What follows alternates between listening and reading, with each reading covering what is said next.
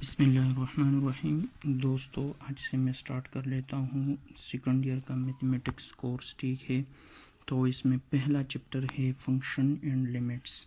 ठीक है, तो आज मैं आप लोगों को सिखाऊंगा कि फंक्शन क्या होता है और लिमिट्स क्या होता है। ठीक है, तो चलिए दोस्तों वीडियो को स्टार्ट कर लेते हैं, लेकिन मेरा चैनल सब्सक्राइब कर दीजिए प्लीज़। इसमें आता है सबसे पहले फंक्शन, ठीक है, और बाद में लिमिट्स। तो पहले मैं आप लोगों को सिखाऊंगा कि फंक्शन क्या होता है। ठीक है, फंक्शन की डिफिनीशन ऑफ फंक्शन। ठीक है, असल में फंक्शन एक रूल्स है। ठीक है, function is a rule that और rules that we assign the independent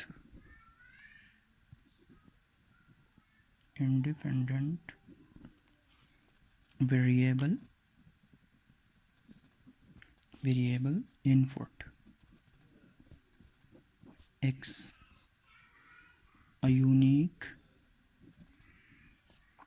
value of dependent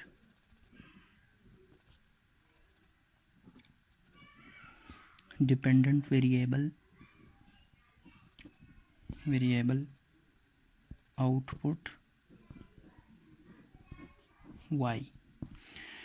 अब इसमें दो बातें आ गए, इनपुट एंड आउटपुट।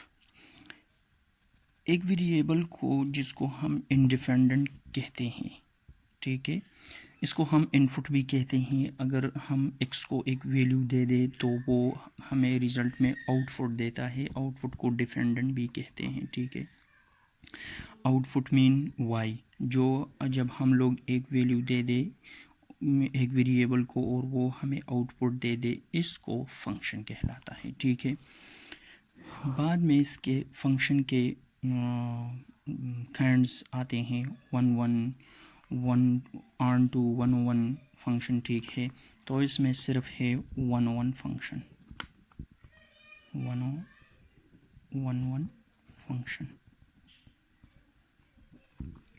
1 फंक्शन ये होता है कि for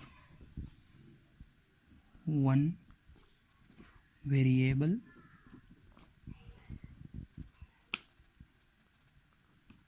is present value of other variable।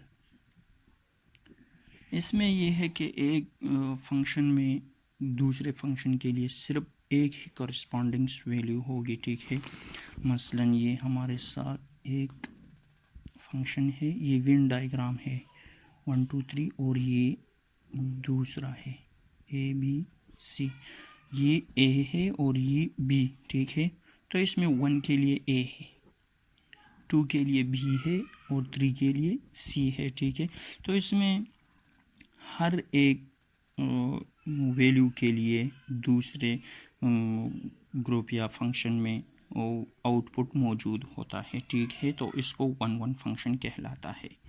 ठीक है, इसमें फंक्शन में ये भी आता है कि डोमेन क्या होता है और रेंज क्या होता है, डोमेन एंड रेंज। ठीक है, डोमेन क्या होता है और रेंज क्या होता है। डोमेन असल में इनपुट है, इनपुट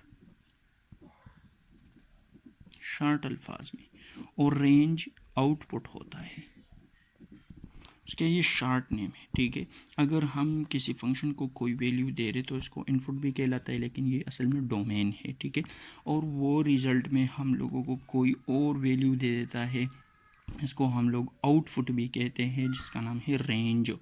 मसलन हम लोग एक एग्ज़ाम्पल ले लेते हैं। ठीक है, एग्ज़ाम्पल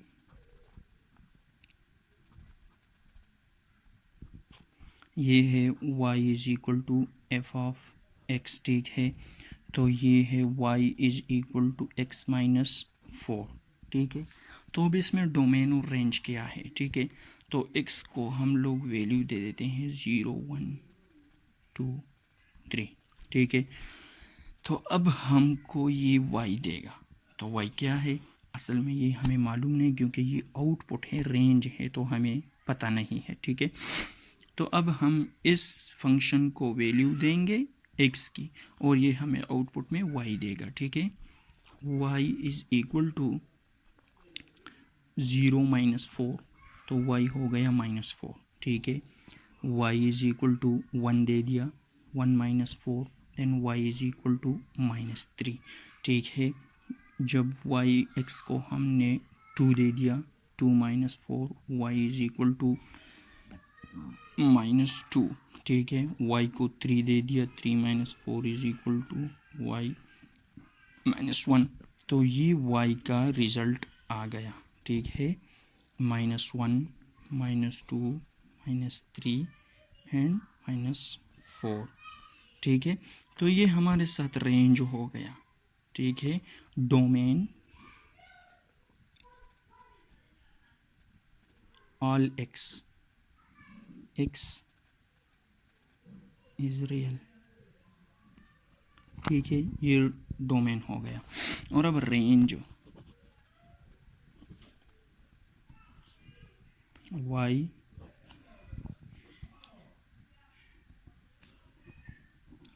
रियल, ठीक है, या इस तरह y is equal to -1, -2, -3 and -4, ये उसका रेंज हो गया, ठीक है।